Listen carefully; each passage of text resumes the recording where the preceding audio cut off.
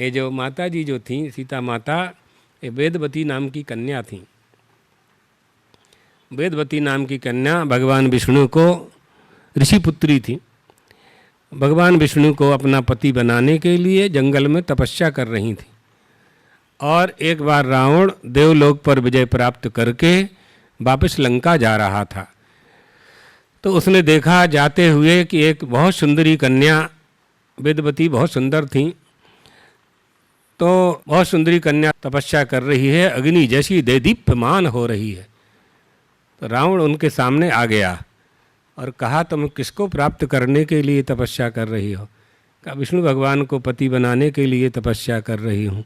रावण ने कहा कि विष्णु को तो अभी पराजित करके आया हूँ, बलवान को पति बनाना चाहिए, ये नियम है, और इस समय मुझसे अधिक बलवान कोई है नहीं, तो तुम मुझे ही पति के रूप में स्वीकार करो, मुझे ही पति के रूप में स्वीकार करो।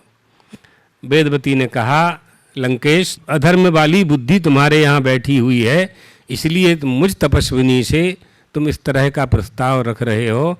मैं विष्णु भगवान के सिवाय और किसी का चिंतन कर नहीं सकती हूँ, मैं उन्हीं को प्राप्त करने के लिए तप कर रही हूँ।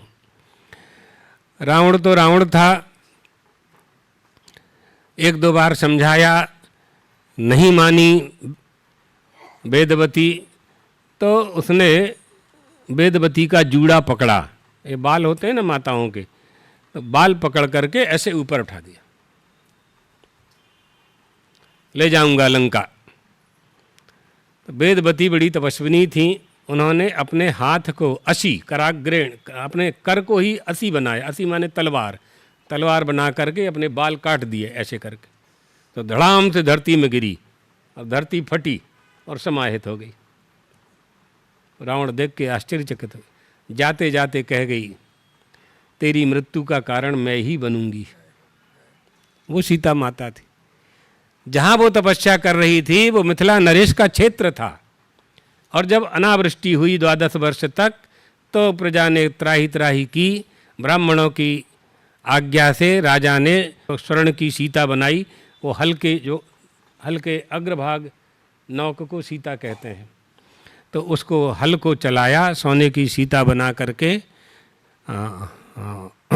और स्वयं उन्होंने हल को हाँका, और वहाँ वो जो वेदवती नाम की कन्या थी वो घट में थी और ऊपर निकल करके आई, उसको ले आए। जनक महाराज की पत्नी सुनैना ने उसका पालन पोषण किया, अपनी कन्या उसे स्वीकार किया।